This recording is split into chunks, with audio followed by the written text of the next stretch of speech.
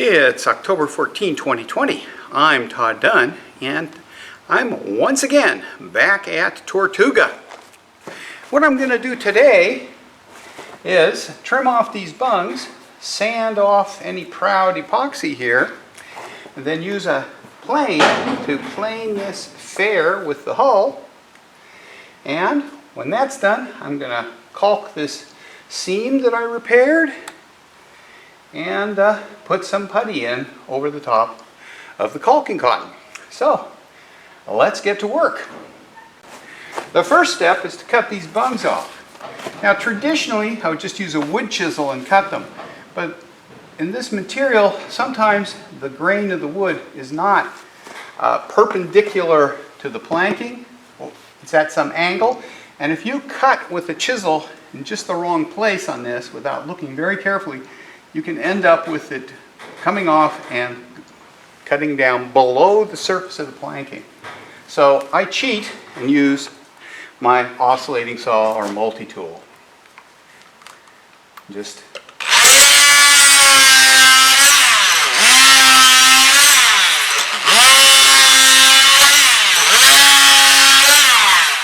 and there we go. All four bungs are trimmed off. That's very simple, and there's zero chance that I'm going to cut below the surface of the wood. So now what I'm going to do is sand all this proud epoxy fair, and then we're going to have at it with my plane. Alright, I've got my random orbital sander, and it's got 80 grit paper, which is going to cut reasonably quickly. And hopefully this epoxy is all cured up to the point where it will sand easily. I think it is.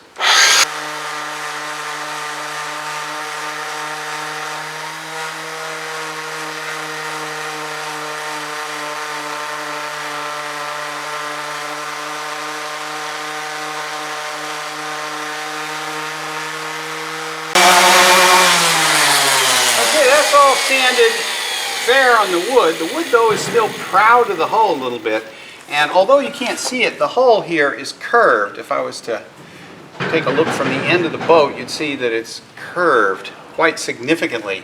So I've got to plane this wood down to match the curvature of the boat in the top to bottom direction, which is a little time consuming, but it's not too hard to do with a hand plane. So that's the next step. Yeah, that was pretty easy, didn't take long. So the next step, as I said, is to plane this wood down so that the curvature of the surface matches the rest of the boat fore and aft. And I'm just going to use a hand plane because this is not a very big area, and I can take wood off fairly precisely with the hand plane to get a feel for which way the wood wants to be planed.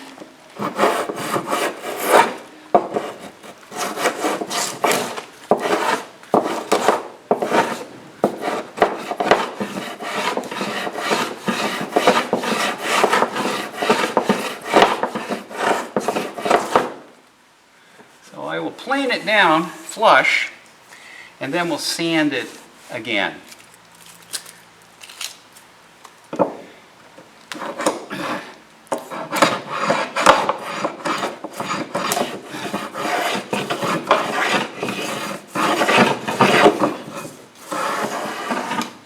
And because I've got curvature, I'm going to try and plane it down more on the bottom than in the middle. Although I do have to take a little off the middle.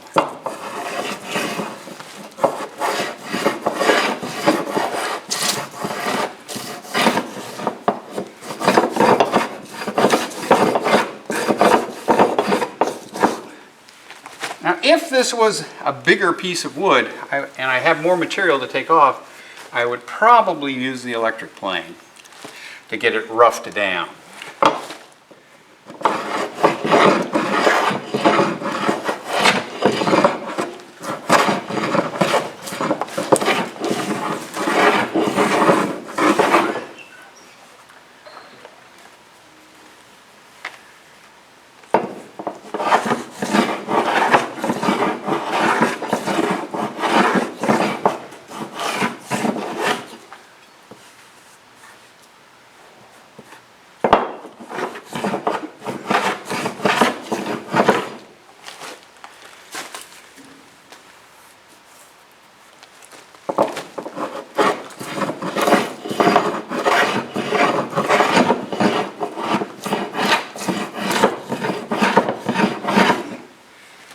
that's not too bad on the bottom. So now I guess I'll do the top, and then we'll sand it again a little and see what else I need to do.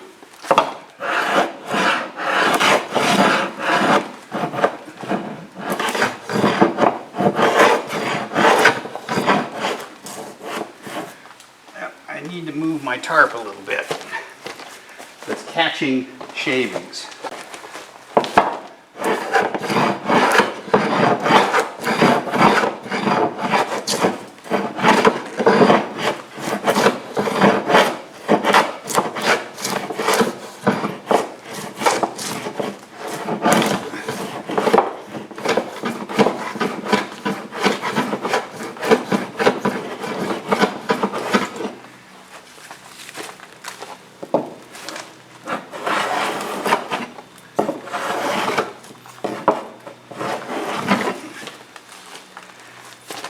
This for curvature.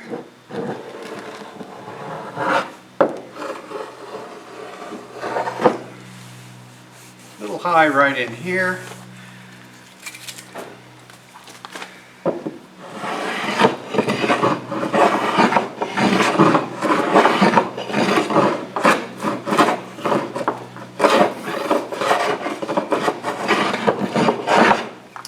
Okay, at this point, I've roughed it down pretty well, so I'm going to sand it a little more and get some of this epoxy on the edges here at the bottom off and sand it flush. I've got a little high point there that's pulled up by some thickened epoxy. So I'm back to the random orbital with 80 grit paper.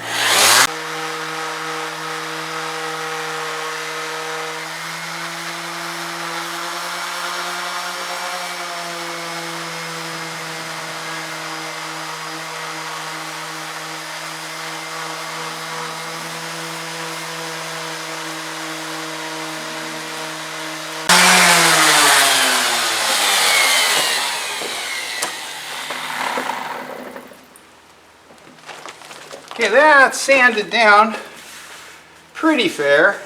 It's a little high right in here. Back here it isn't too bad. I'm going to run the straight edge over it.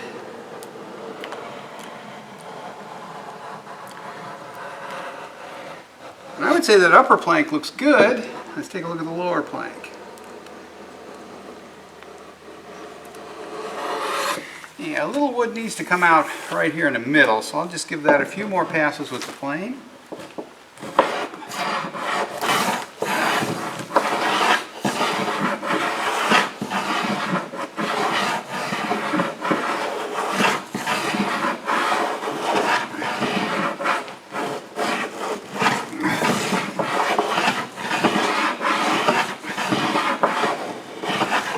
And there's the wood I removed.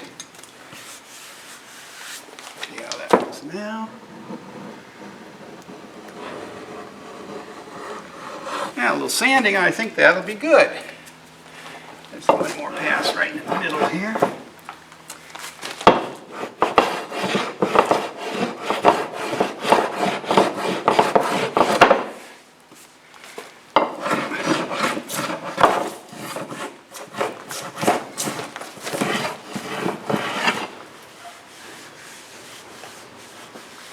Sight down it here and see how it looks.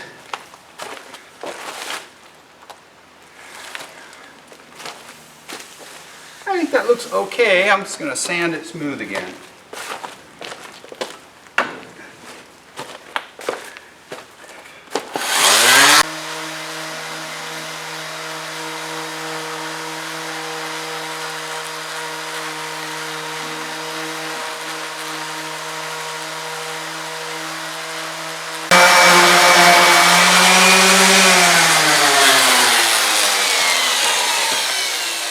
It looks pretty good from this angle. Let's take a look from behind.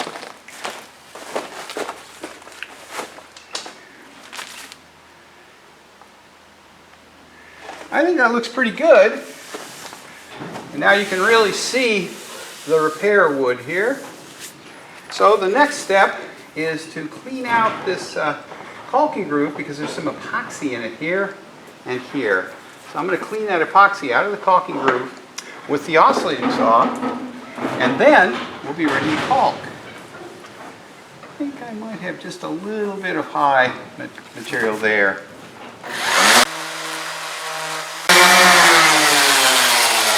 What I think I'm going to do, just to see if I have any high spots on here, is just make a series of vertical lines.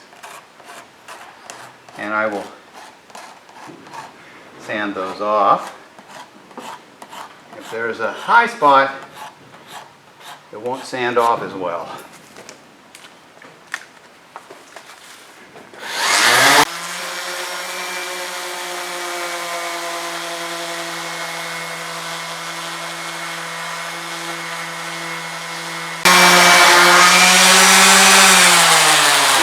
Off pretty well, so it's pretty even.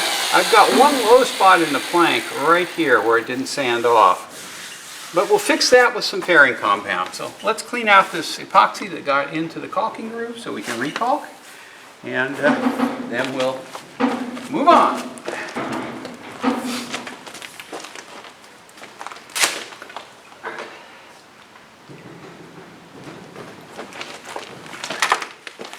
So I'm just going to cut into the caulking groove a little bit here where there's epoxy in it, but I'm not going to go all the way through.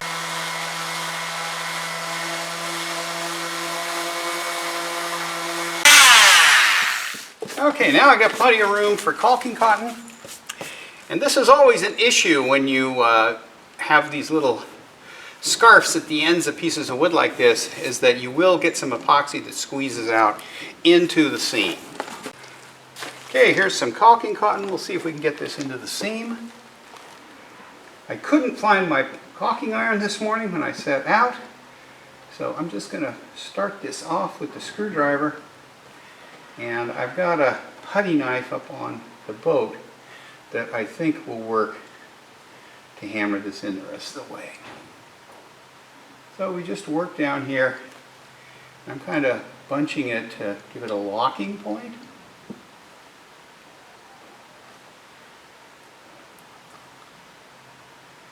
Now this is above the water line, so it isn't that critical to get it really well caulked. The main thing the caulking does above the water line is keep the planks from working back and forth relative to each other. It will help to keep water out, but the seam putty is the main thing that keeps water out. So I'm just using this small screwdriver to work this cotton in. Now this will go a lot faster with the caulking iron because of course I could do a much wider bit of caulk with each push. But I'm getting there. And what I'm going to have to do is, once I get my putty knife out, is get this cotton down below the surface of the wood, which will just involve going back and forth over it a few times.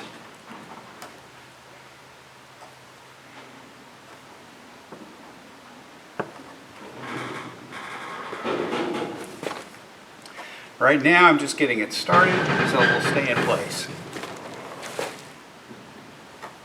And it looks like a lot of material, but it will push in there. It's a matter of patience and perseverance.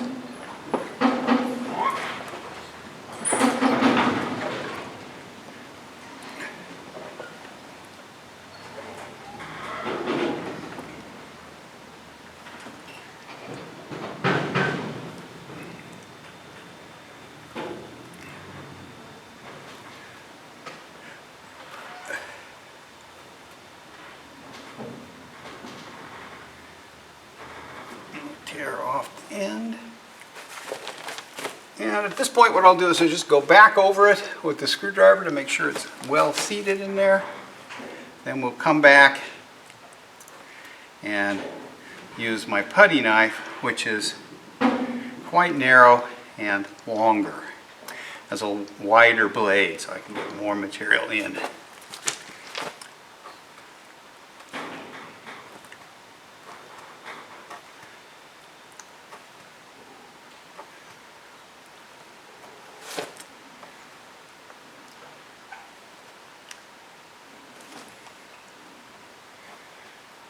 Now this would go much, much faster if I'd been able to find my caulking iron this morning. But as I said, not finding it probably guarantees that it will turn up as soon as I get home.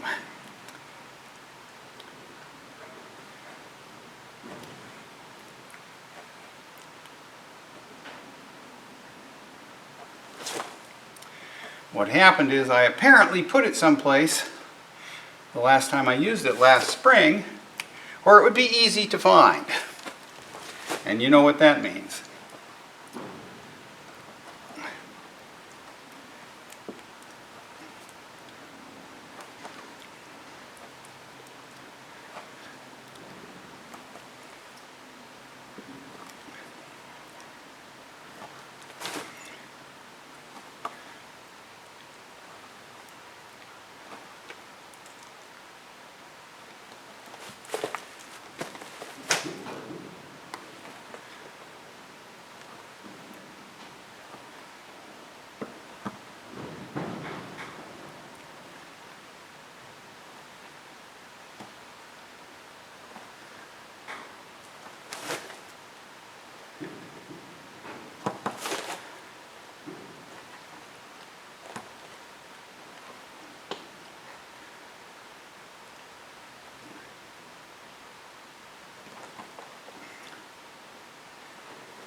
And as you can see, just going over it twice with the screwdriver, I got a lot more of it in there. So I'm going to go get my putty knife and finish this off. Okay, I remembered I had something else. This is a scraper blade for an oscillating saw, but it's very narrow. And I should be able to just slip it into the seam and push that cotton in with it. And if I get desperate, I can turn the saw on and probably really work it in there. But this works pretty well.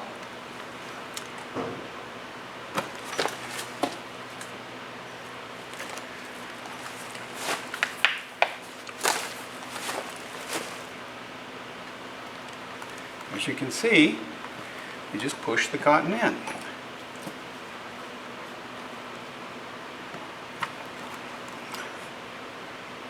This is basically the same thing I'd be doing with the caulking iron, except with the caulking iron I would be hammering it a little bit.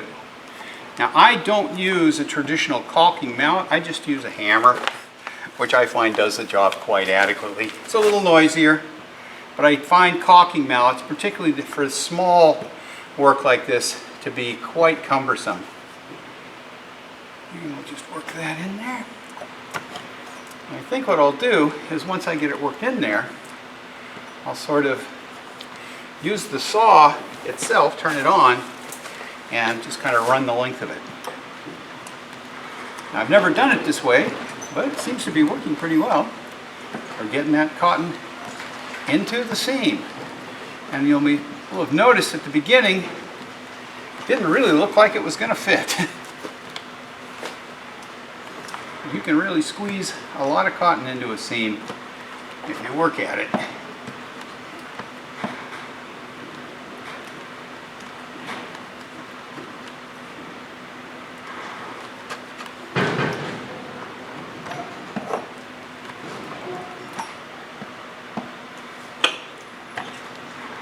Okay.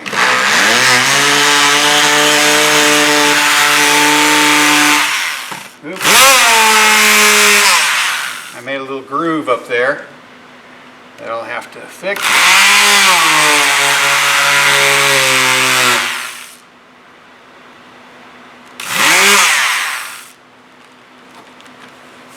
So that's all in there now. Kind of unorthodox, but hey, it worked. Now what remains to do here is to putty that seam. And once again, I am going to be a little bit unorthodox. So let me get my putty out and we'll putty the seam, and I'll show you what I'm talking about when I say unorthodox. Okay, I'm ready to putty the seam, and as I said, I'm a little unorthodox. What I'm using to putty it is West System 410 microlite fairing compound, which is a micro balloon fairing compound mixed with epoxy. But it's got a lot of the micro balloons and not much epoxy. So I can just take this and fill the seam with it.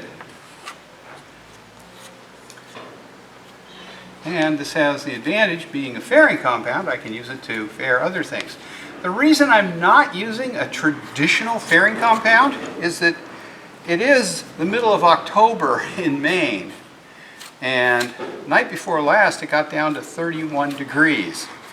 And a traditional linseed oil based fairing seam putty will take a long time to cure out. So I would be at it here for, now the reason, and I would be here for a long time waiting for it to cure enough to put paint on it. And as a matter of fact, if it gets colder this fall, it could get to the point where it simply wouldn't cure this fall. I'm putting a lot of this on to fill any irregularities there around the bungs and on the epoxy seams. Most of this will be scraped off when I go over it with the putty knife. But as I said, this stuff sands very, very easily. So it will sand off and we will have a nice seam there. It'll be nice and waterproof and quite pretty cosmetically. So let's take my putty knife now and just run over the seam.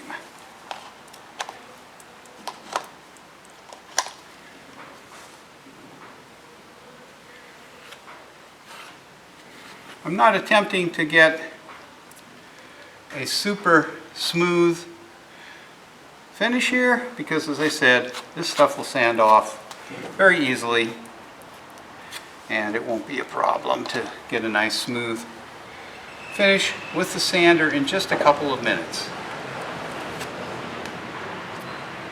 So there we go.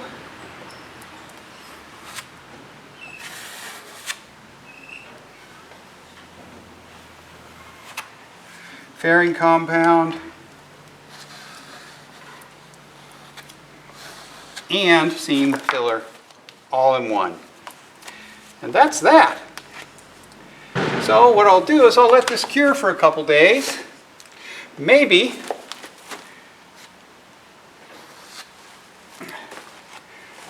tomorrow morning I'll be able to come and quickly sand this. It's supposed to be relatively warm tonight, so that should cure out enough to sand it. Now what I'll do is I'll just go over very quickly with 80 grit, then I'll sand everything I've sanded off here with 220, and we'll be ready for paint. And this repair, once we paint it, is going to be completely invisible. Okay, that finishes off what I'm going to do today. Okay, that finishes off what I wanted to do today. What I'm going to do over the next couple of days, once the epoxy has had a little more time to cure on the other side of the boat, is fair that out. Because that's a wider plank, 6 inches wide, I'll probably use the electric plane to rough it in, and then finish it with the hand plane and sanding. And then we'll caulk 2 seams over there and put some paint on. And I intend to get 3 coats of paint on these repair areas this fall, so that when I sand the entire hull out in the spring for its annual coat of paint, I'll have a good base, and hopefully this will be invisible. Okay, thanks for watching. Hope you enjoyed it. As I said, I'm a little unorthodox, but I found this method for above the water seams works very, very well, and it will be an invisible repair in a couple of days. Okay, thanks for watching. Give me a thumbs up if you enjoyed it, and don't forget to subscribe to my channel and click that notification bell so you'll get a notification of when my next exciting video is posted to YouTube. Thanks again for watching.